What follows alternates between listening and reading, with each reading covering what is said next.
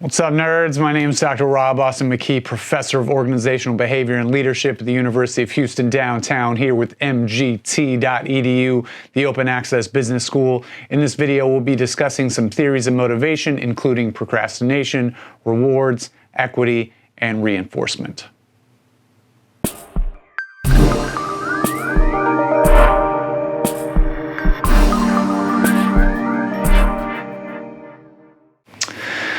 You know how sometimes you have so much to do that you can't figure out what to procrastinate first? That's probably happening to you literally right now.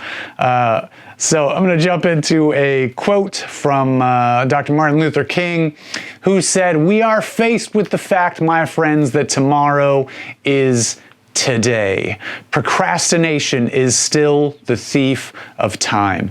Over the bleached bones and jumbled residues of numerous civilizations are written the pathetic words, too late." And we feel this way sometimes, right? When it's, 12:01 a.m. and you hit submit on your paper in Blackboard to turn it in, and you're like, come on. So we're going to talk a little bit about procrastination, but we're going to start our discussion of procrastination with something that we have in the readings this week, expectancy theory. So this should hopefully be a little bit familiar to you, maybe not. So expectancy theory can be drawn out something like this. We have this idea of expectancy plus instrumentality plus valence. If all those conditions are present, we have motivation. Okay? And if there's a lack of any of those elements, motivation will decrease, or it might not be present at all. So maybe those should be multiplicative instead of additive, so that if you add in a zero, motivation goes down to zero. So the question is, what is expectancy? What is instrumentality? What is valence? We need to understand those terms to understand this theory. So expectancy is the degree to which we believe our effort will yield performance. So if expectancy is high, we are confident that if we work hard, we will perform well. Instrumentality is the degree to which we are confident that our performance will yield rewards. So if instrumentality is high, we are confident that good performance will yield rewards, and valence is how much we value those rewards. So to be motivated, we need to be confident that effort will yield performance, performance will yield rewards that we actually value. So you can take a given reward, something like Employee of the Month. That's a popular thing, low-cost thing to give to some employee. Some employees are going to be honored as Employee of the Month and totally not care at all. They're going to get their little plaque or whatever, and as soon as they walk out of the room, they're going to take that object and throw it in the trash because they don't care. Like, if I'm doing such a good job, just pay me more or something like that. Conversely, other employees will win Employee of the Month, and they will take that plaque home, they will nail it into the wall or hang it on the refrigerator or wherever, and they will find their significant other and be like, baby, Employee of the Month is in the house tonight. Get yourself ready because it is going down in this house tonight. Get yourself ready. For other people, it's a very meaningful thing. So what that illustrates is that the same reward can have different values depending on who that reward is issued to, right? So again, we're exploring procrastination. So the first step was the expectancy theory of motivation, and we're going to explore this in more detail in a few minutes, the full how all these pieces fit together. But right now we're going to take that and we're going to add the ideas of impulsiveness and delay. So going to put a scary picture up there right now in order for us to explore the ideas of impulsiveness and delay. So you don't need to know this picture, memorize this picture, but it explores these concepts in a very important way. What we see in this image is utility on the vertical axis, so low utility, low value, and high utility, high value, and time. So let's say that what we're looking at is our paychecks, okay? Let's say that right now is obviously right now, but looking forward to time one in the future, let's say that's 2 weeks from now or a month from now. That is the day that we anticipate getting our next paycheck, okay? And time two is sometime in the more distant future, just beyond that point. Maybe it's a month or a year or whatever it is. So if we think about what we would like to do with our paycheck that we receive in 2 months or not 2 months, 2 weeks or a month, what does our ideal self say we should do with that paycheck? Do we prefer to save as much of it as we can, or do we prefer to spend any money that's left over after we pay our bills and other obligations? What does our ideal self say we should do with that extra discretionary money? For most of us, we say, I should save that money, right? I need to be saving for retirement or some other super nerdy thing. Or, I need to have a little bit set aside for next semester when I need to buy books, or maybe I'll get a flat tire. Any number of other things. I should save that money. And we hold that preference all the way until the day we actually receive the money in our bank accounts, and we sometimes exhibit what is called a preference reversal. So all along we preferred to save that money, but the day that it hits your account, the day you can have it all, right? You've been eating top ramen for the past 2 weeks because you haven't had sufficient funds in your bank account, and now the money's there, you can have it all. Get that little Uber Black, not a regular Uber, Uber Black, hit the town, do some crazy stuff, have some drinks, eat some food, call your friends up, be like, tonight's on me, people. And have a great time, fun time. Looking through the pictures in it, because you're probably not going to remember such a good, fun night, but you can look through the pictures on your phone and be like, oh, I had a pretty good time. But after the fact, most of the time our preference goes back. We then say, I had a good time, but I really should have saved that money. So it's a temporary preference reversal right then. Before it, we prefer to save. After it, we wished we had saved, but in that moment, behaviorally at least, we choose not to save. That is impulsiveness. I can have this reward right now. Let's do it. Okay? They do studies like this where they will say, okay, imagine that a year from now, you can show up back here and I'll give you $50. Or a year and a week from now, show up here and I'll give you $60. Which one would you choose? Option A with the $50, option B with the $60. And most people say, you know what? I can wait an extra week for the extra $10. No problem. Future me is not going to have any issues waiting the extra week. But if we then fast forward to that day and say, okay, now, would you rather have the $50 today, or would you rather wait the extra week and get the $60? Most people then say, you know what? I'm not willing to wait that extra week. I'll take the $50 right now. It's not worth it to wait an extra week for $10 extra. So again, a preference reversal when the reward is available now versus in the future. We also exhibit this when it comes to tasks.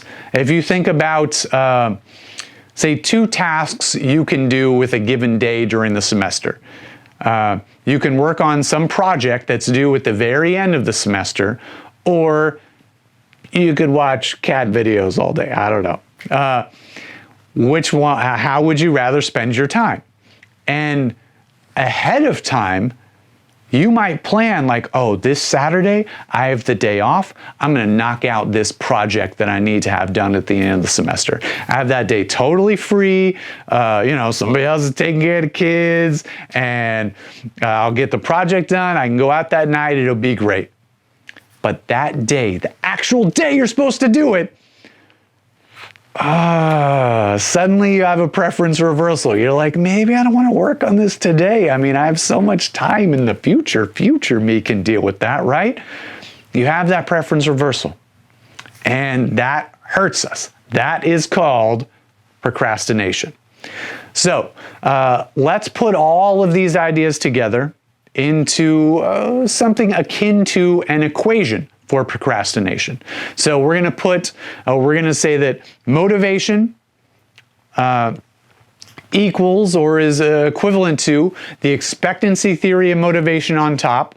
So in this case, I did put multiplication symbols. So expectancy, instrumentality, and valence on the top. As any of those go up, motivation should go up.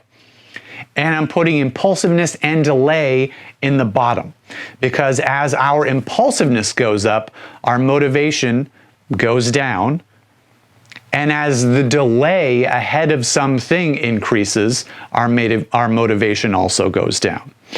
And motivation goes down, our tendency to procrastinate goes up. So motivation and procrastination in this case are inversely proportional. So, how can we work with the variables in this equation to affect motivation and thereby our tendency to procrastinate? We can look at this both within our own lives and as managers. First thing we should realize is valence is related to both the task and the outcome. So if we think about those two tasks, watching the stupid cat videos and doing this project that's due at the end of the semester, which one is the more important task? Which one is the more valuable task? The project, right? The project is the more valuable task. The outcome is more valuable because we're like, well, I need to do a good job on this project so that I can get an A in this class, so I can get an A, I can have a 4.0 for my MBA, so I can get a little better job and move up in my career and all this stuff. So also you end up in like a really top tier nursing home at the end of your life. So the value of the outcome of the task, vastly more important when it comes to the project. But when it comes to the task itself, how much you enjoy the task, the project, not so much, right? The immediate gratification of watching the stupid cat videos is vastly higher than working on the project.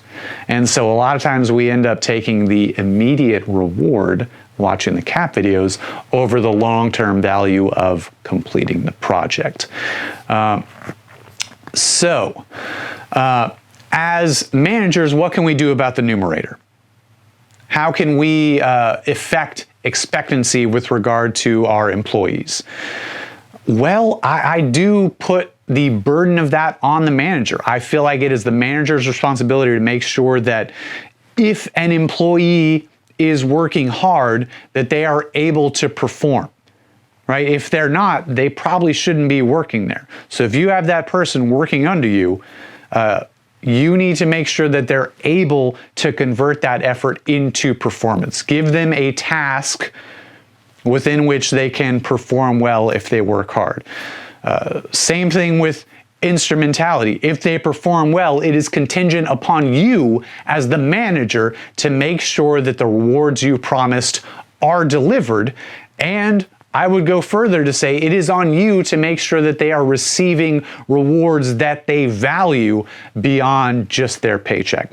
So some people are going to respond to Employee of the Month. Other people are not. Make sure that the rewards they're receiving are valued by them. What about delay? What can we do about delay as managers or as students?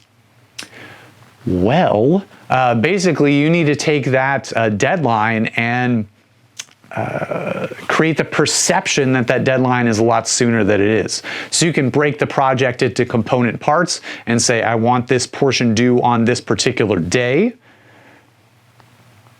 and I want portion 2 due 2 weeks from then, and then the final thing submitted a month from now, right? Break it up into component parts, because what you don't want to allow an employee to do, or probably yourself, is to wait until the last minute to get it done, because it might get done, but it's not going to be done to the standards that it could be done, right? So break those tasks apart as a way to deal with delay. And finally, and this actually is a callback to Parkinson's law that we had in a podcast. So work expands to fill the time available for its completion. So if you give somebody a month to do something, they can take the whole month to do it. Or you can say, I want this broken up into 4 parts or 8 parts or whatever, and you're going to turn this in piecemeal to me. So keep that in mind. Next question, what can we do about impulsiveness? What is impulsiveness?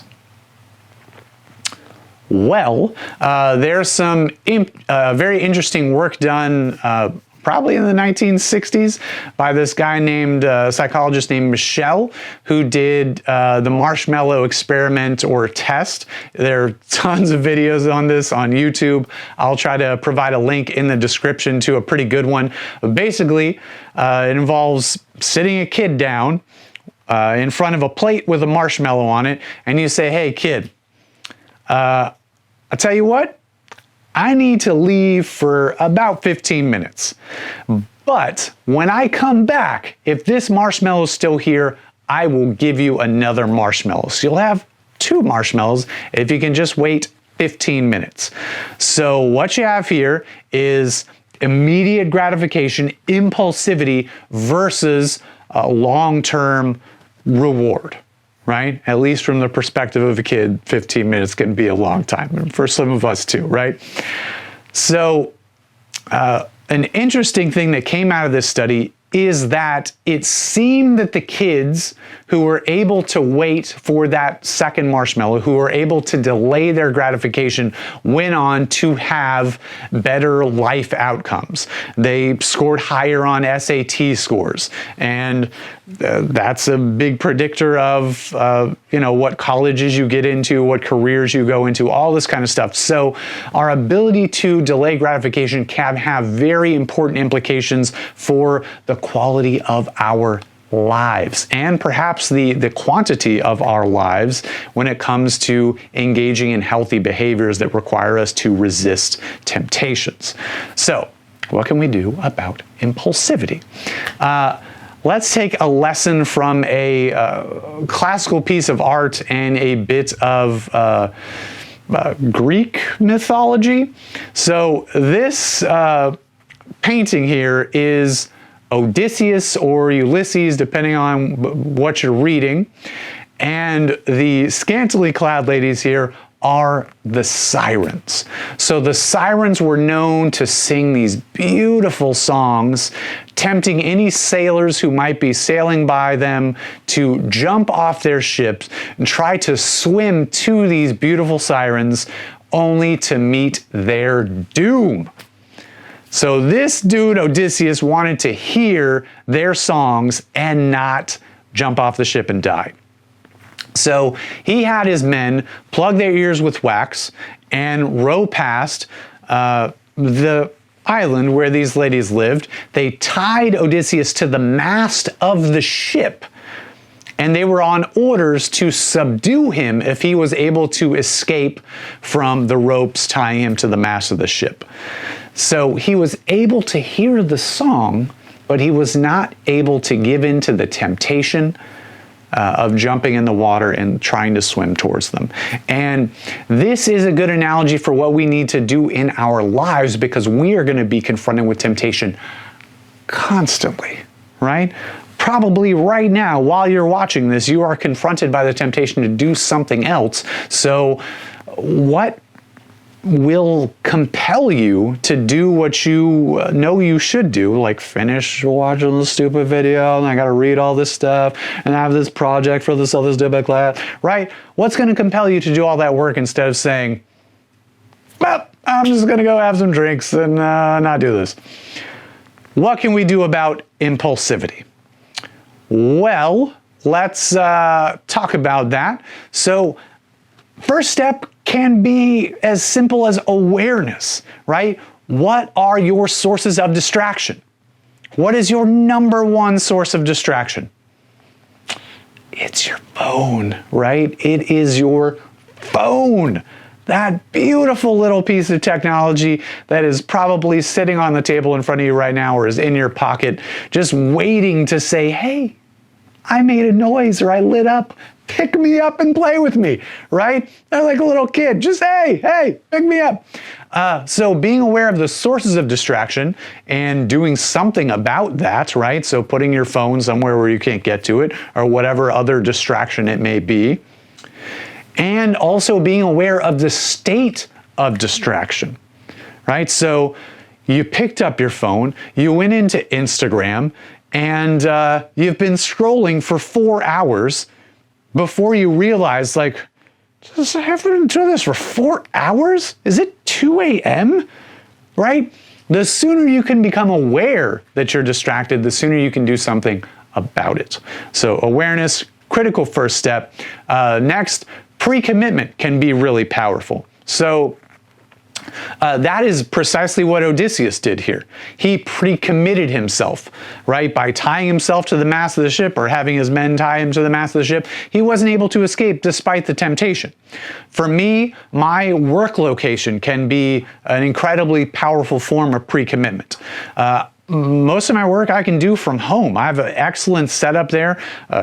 Good chair, screens, a fast computer, everything I need. It's very comfortable. But there's all the other stuff that I have at my home, that I can do at my home, that might distract me from what I'm trying to get done that day. I know if I go into the office, I'm not going to enjoy myself, but I'm going to be really productive. There's software that you can use, like LeechBlock is a Firefox add-on that won't let you access certain websites during times that you prescribe. There are apps that do that for your phone. You can schedule your phone to go on airplane mode or turn your phone off. Those are all ways of pre-commitment, so that even though temptation might be trying to get at you, might be knocking on your door, you don't hear it knocking. Using a calendar can be a very powerful way to overcome impulsiveness. You're like, oh, I'm supposed to do this today. Okay, let's do it. And habit. Habit is one of the most powerful tools we have in our arsenal for overcoming impulsiveness. We're going to talk about that a little bit more during Chapter 6 lecture on change. So I'll save it for that, but that might be the most powerful one up there.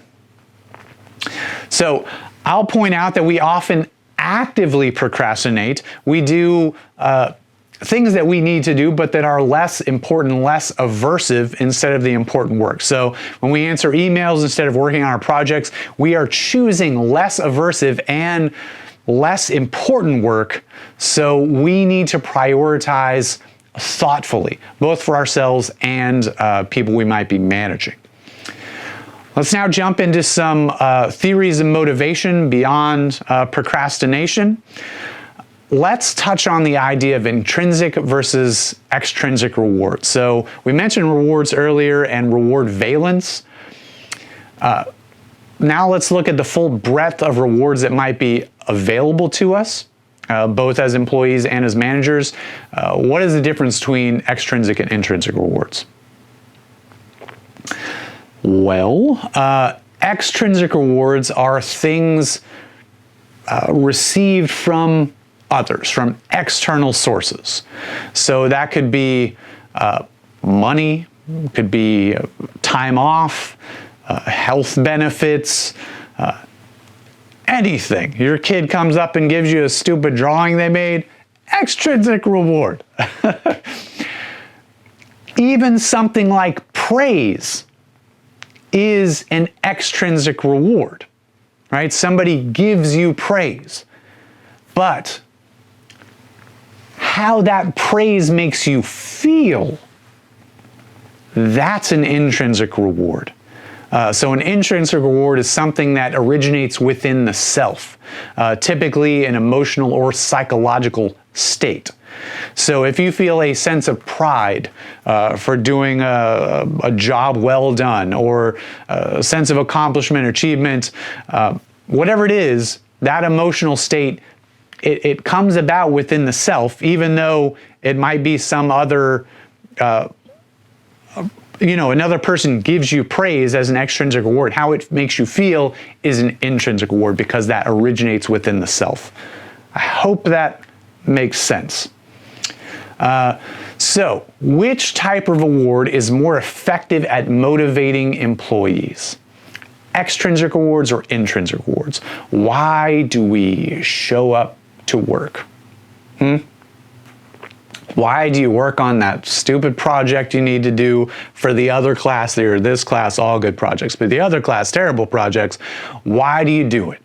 Do you do it because you need to get a good grade? Do you show up to work because you need to get paid? Or do you do it for some other reason? Which reward type is more effective at motivating employees? Let's explore this through the candle problem. So this is a very famous thought experiment that, again, you may have heard of, maybe not. I'm going to show you the basics here. So your task, we have 3 objects here: a book of matches, box of thumbtacks, and an object which I assure you is supposed to be a candle. It is a candle, ladies and gentlemen. So your task is to affix the candle to the wall in such a way that when you light the candle, it will not drip wax on the table or the floor. Okay? Affix the candle to the wall in such a way that when you light it, it won't drip wax on the table or the floor. I'll let you think about that for a couple minutes while we set up an experiment. Okay? So let's imagine we're researchers and we're conducting an experiment with 2 conditions. What we're measuring in this experiment is how long it takes individuals to solve this problem. Okay? So we're going to take our entire participant pool, split them up into 2 conditions. They'll come in the lab one at a time, and try to solve this. People in condition 1 are told that you're doing this task just to establish norms and averages. We just want to see about how long it takes people to do this thing. People in condition 2 are told you are doing this for a reward. You'll get $5 if you are in the fastest 25% of people to solve this problem, and you'll get $20 if you are the fastest individual to solve this problem. So, the question is, which group will solve the problem fastest? So again, we're going to be bringing individuals from both groups in individually to the lab to try to solve this problem, and we're going to average the time it takes group 1, average the time it takes group 2, and which group will solve it fastest? Clearly group 2, right? With the financial rewards. I mean, it just makes sense. They're going to work harder to solve this problem because they have an actual reward that they're trying to earn, right? Wrong. Group 1 with intrinsic rewards wins. These people are just solving it to solve it, right? Now, this finding contradicts all our theories of rational economics, right? The whole way that we've set up our work environments is like pay for performance. I pay you more, you work harder, I get more results out of you, right? I mean, it's the basis of so much of what we do in organizational life. So why does this happen? Why does group one, with really no reason to even try to perform, no extrinsic reason at least, to try to perform well, beat group two who could win money? Well, this task requires creativity and thinking outside the box. So there's a little hint there. What's the solution? Boom! Outside the box. So overcoming this idea of functional fixedness, realizing that it's not just a box of thumbtacks, it's a box and some thumbtacks, right? So you can make a little shelf for your candle, no wax on the floor or table. So in this case, the extrinsic rewards actually blocked creativity and dulled people's thinking. They just weren't as creative as they could have been because they're fixated on solving it as fast as possible to get that reward. It wasn't an issue of motivation per se. It was an issue of allowing creativity to flow out, right? So a question, can we adjust the problem so that extrinsic rewards will work better? Is there a way we can tweak, say, the presentation of the materials so that extrinsic rewards crush? Well, to do that, we need to simplify this, right? Because before, with the thumbtacks in the box, it required a creative leap to say, oh, I can use the box, right? Huh. So if we do this, we take the thumbtacks out of the box, there's no creative leap then. You don't have any functional fixedness to overcome. It's just like, oh, shelf, oh, let me just put that on the wall, done. Extrinsic rewards will crush in this situation. So each type has their place. It largely depends on the type of work we're doing. So as I said, with the tax outside of the box at the start, extrinsic rewards work better because no creative leap is required. Managerial implications here are very important. Let's start with a study here, or a story here about Microsoft Encarta. I don't know if you've heard about this or not. So it was a thing in the 1990s. I don't know if you've heard of the 1990s. Again, you can look those up. There's probably some Wikipedia pages on the 1990s. This is actually from a Wikipedia page, which is a little bit ironic when I tell you what Microsoft Encarta was. It was supposed to be the greatest encyclopedia to ever exist. Microsoft hired people to write these articles, functional functional experts who were able to write articles about all these different topics.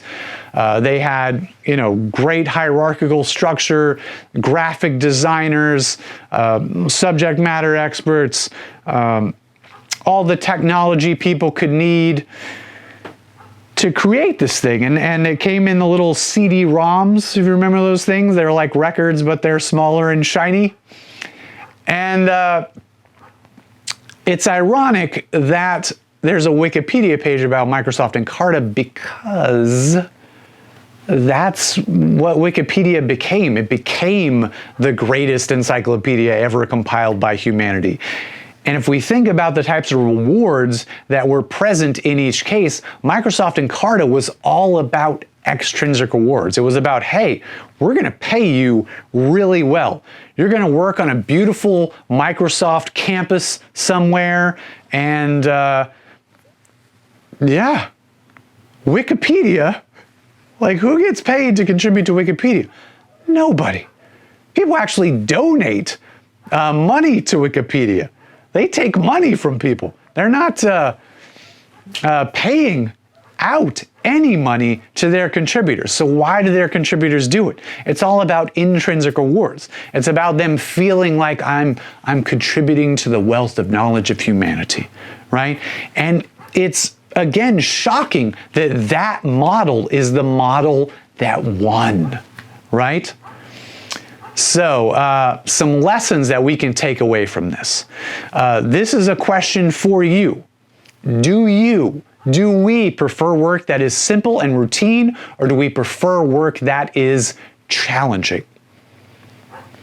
I would argue that most of us want a job that is reasonably challenging for us. If you were given the choice between a challenging job in your chosen career field and an unchallenging job for the same pay, let's say you're getting $1,000 either way, which would you choose and why? Let's say that you could have a job flipping burgers for $100,000 a year. All you have to do is stand and just flip burgers all day. Totally unchallenging job.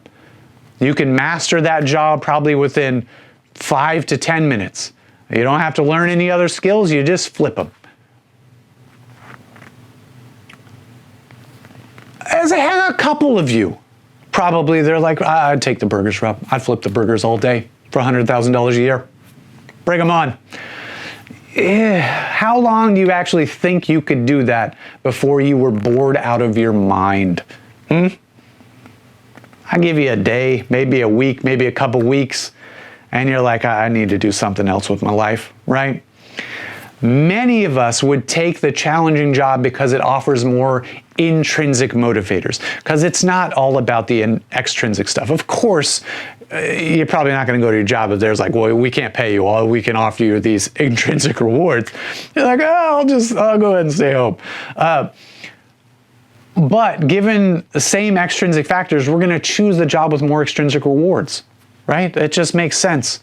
And it matters very importantly how outcomes are framed. We unfortunately do a lot to monetize or to make outcomes more extrinsic than they necessarily need to be, right? If you think about a minimum wage job versus volunteering, okay?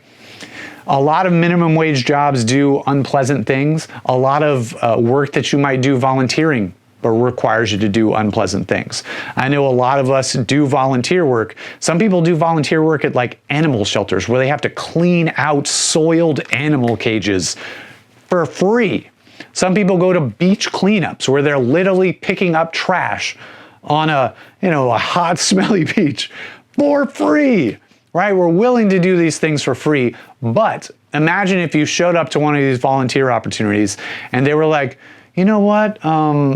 We just appreciate you showing up here today so much that instead of you volunteering, we're actually going to pay you $1 an hour to do this work, right? And still show up whenever you want to show up. So, set your own hours, but you don't need to do it for free. We're going to pay you $1 an hour. Do you feel like you would be more inclined to go do that work or less inclined to go do that work? Less inclined, right?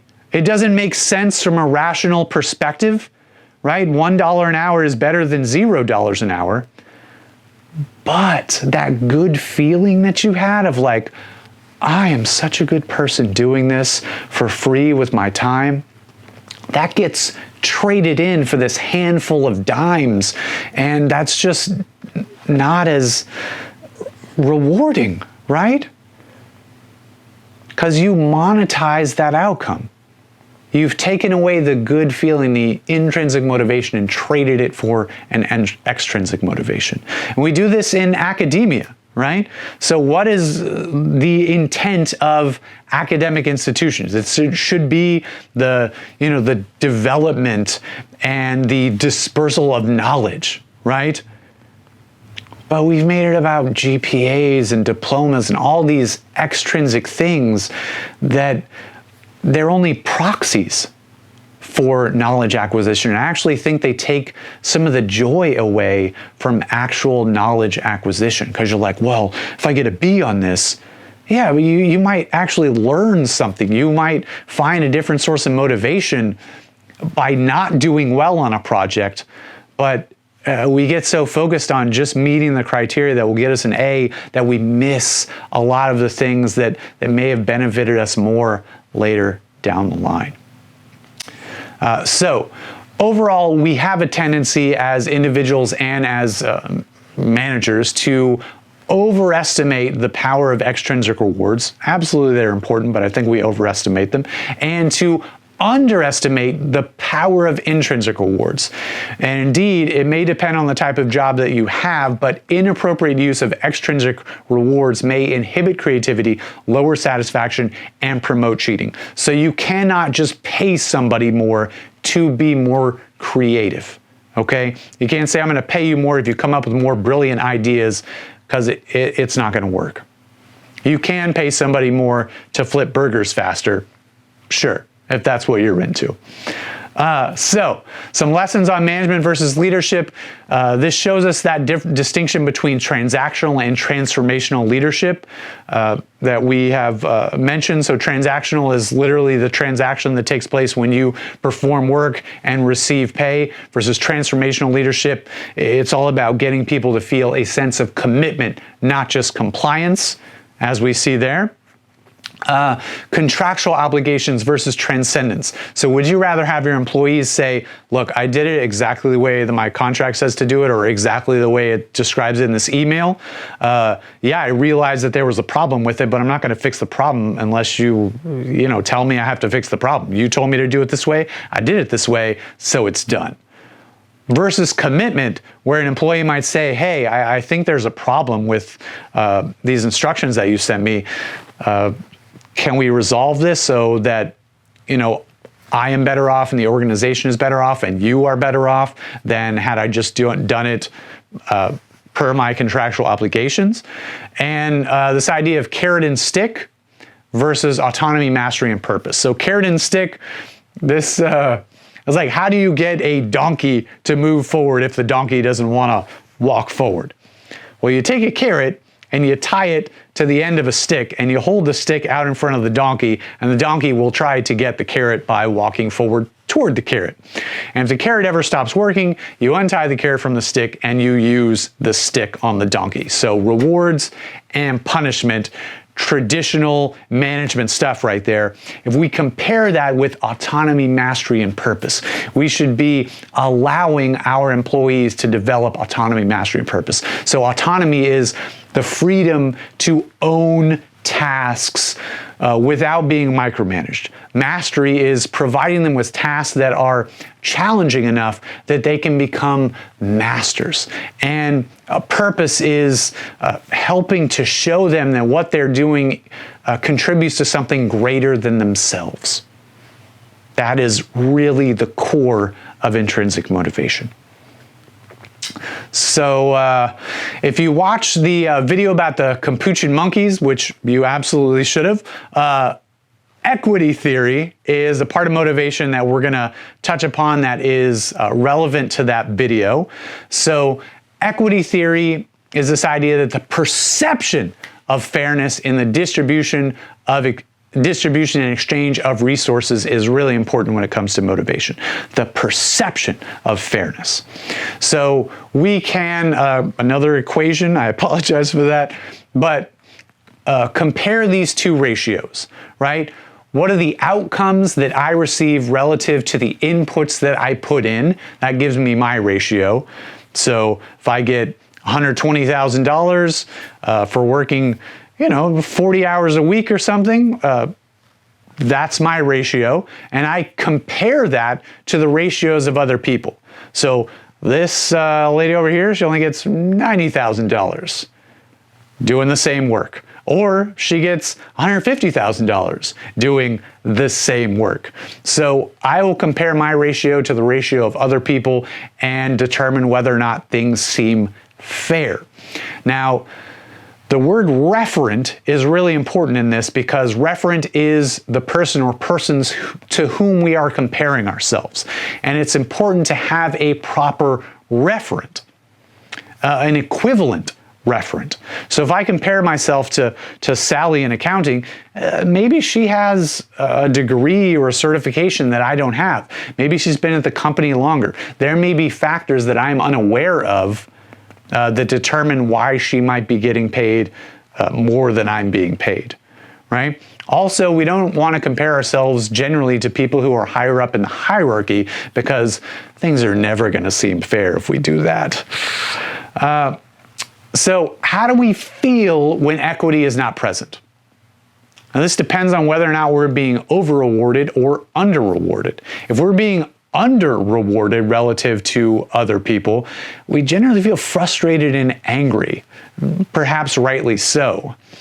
But if we determine that we are being over-rewarded relative to other people, we're able to quickly reconcile that and say, actually, it's, I'm sure totally, I'm just amazing. I'm so intelligent and creative. I'm sure I deserve to get paid more than my peer, right? So we reconcile in cases where we're being over-rewarded, whereas we're angry and frustrated in cases where we are being under-rewarded.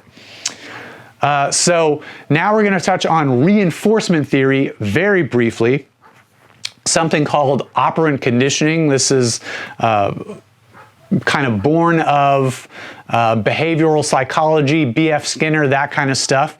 And we're going to compare the ideas of reinforcement with punishment.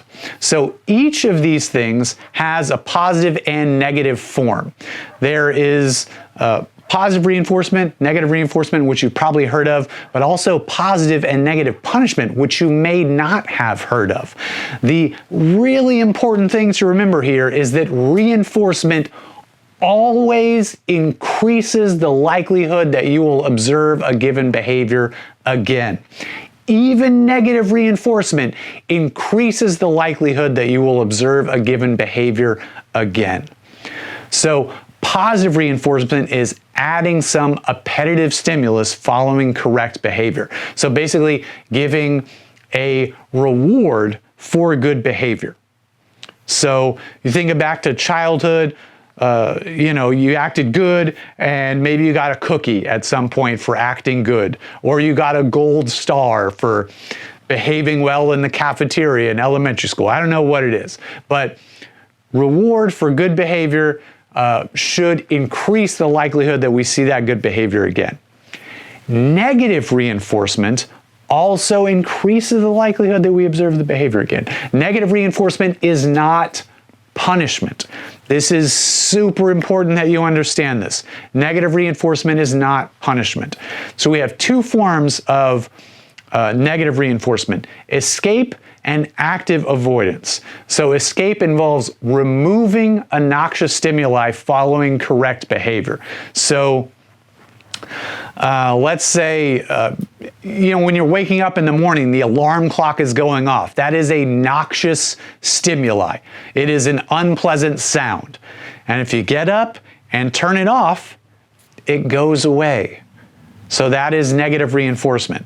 It increases the likelihood that you will get up to turn it off because the bad sound goes away. Active avoidance is behavior that avoids a noxious stimuli in the first place.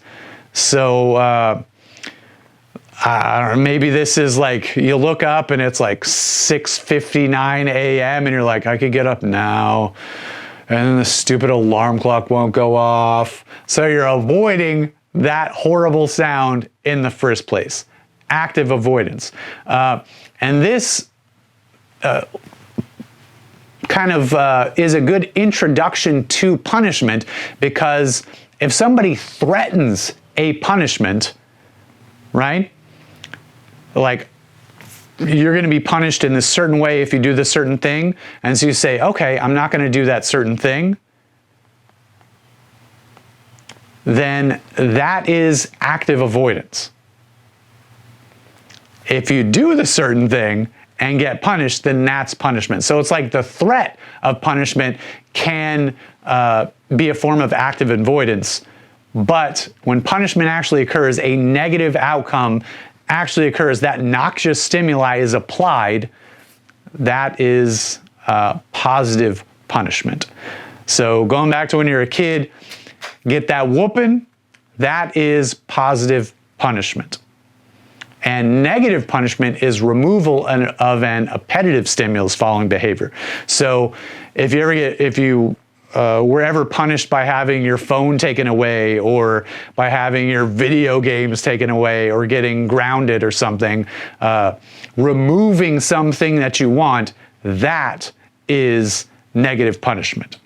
So let's look at this through a couple examples. How about a child screaming for candy in a grocery store?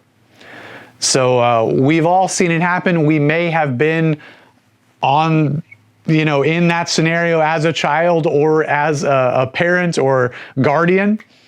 The child is screaming for candy, and let's say that the parent gives in and gives that screaming child candy. What has happened in that scenario? What types of reinforcement or punishment have we seen? Well, let's take this first from the child's perspective. So the child is screaming for candy, and the child gets candy. What has the child learned? The child has learned that if I scream long enough and loud enough, I will be rewarded with candy. That is the lesson that the child gets to take away from this situation. If I want candy, all I have to do is scream and yell until I get it.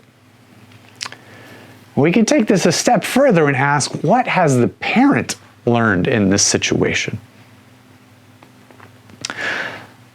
So perhaps some negative reinforcement in the form of escape.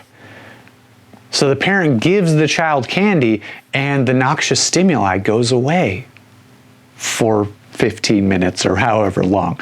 The parent may actually learn some active avoidance. Maybe the next time the parent sees the child eyeing the candy, the parent's just like, yeah, we'll get you one of these. So you shut up, you little monster.